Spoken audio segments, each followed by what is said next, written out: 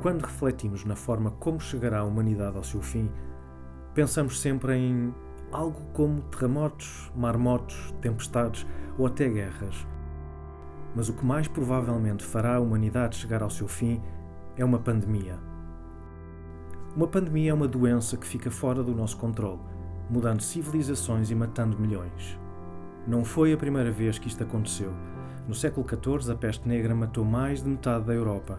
No século XX, uma pandemia matou quase 5% da população do mundo e em 2020 tivemos o Covid-19. Tu sabes que estás doente porque tens sintomas, pois é a forma como o teu corpo se defende de uma doença. O problema e perigo do coronavírus é o facto dos seus sintomas só se começarem a manifestar 2 semanas depois de o teres contraído. Foi esse pequeno fator que fez com que nós perdêssemos o controle do vírus e se tenha declarado uma pandemia. Cada país respondeu do seu modo. Houve países que conseguiram retomar o controle do vírus. Noutros, a história foi diferente. Portugal teve sorte, pois foi o último país da União Europeia a confirmar um caso. Tivemos mais tempo que o resto da Europa para nos prepararmos o melhor possível para a chegada desse vírus.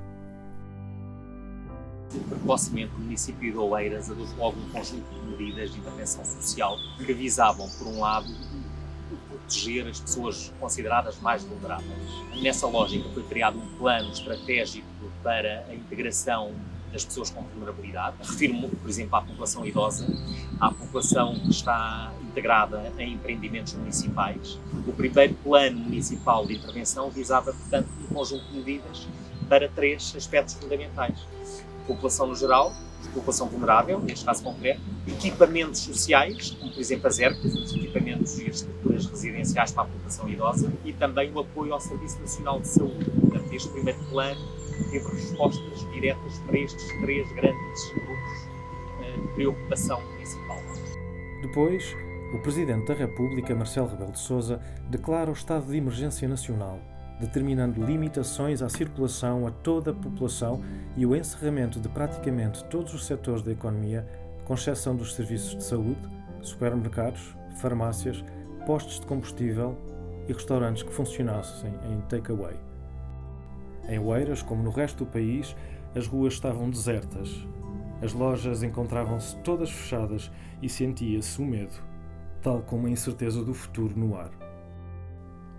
Mas ainda era possível visitar pequenos mercados para a compra de produtos essenciais, sempre sob controle do número de pessoas dentro da loja e com distância social. Criamos também o apoio alimentar às pessoas carenciadas, com parceria com o Centro Sagrada Família em Oeiras, com a IPSS e a Santa Casa da Misericórdia de Oeiras. Fizemos visitas a todos os bairros municipais do concelho, nomeadamente na zona de Carnaxide e na zona de Porto Salvo, no Parque dos Navegadores. Foram feitas campanhas de sensibilização numa primeira fase e agora recentemente está a decorrer outra. Portanto, houve aqui um conjunto de medidas diversificadas que a Câmara de Oeiras rapidamente avançou com as mesmas. Paralelamente foi criada também uma linha de apoio psicológico para a situação de confinamento, em que os cidadãos, por se sentirem isolados, por se sentirem confinados, poderiam recorrer à linha que lhes dava apoio psicológico nesse sentido. A população em geral de Oeiras respeitou as medidas de confinamento, só saindo para fazer exercício físico e comprar os produtos essenciais. Também, todas as noites se ouvia um caminhão a proceder à desinfecção das ruas e, se quisesse usar transportes públicos, era obrigatório o uso de máscara. Bem, o mundo efetivamente mudou no campo relacional, as relações acabaram por ser relações mediatizadas à distância. Portanto, isso foi uma ruptura importante naquilo que era o elo da relação entre as pessoas. Ser dinamizada, as pessoas têm que se relacionar, portanto, tudo isto faz parte da vivência humana, portanto, e da vivência social e económica do país. Portanto, não vejo com uma perspectiva negativa o futuro.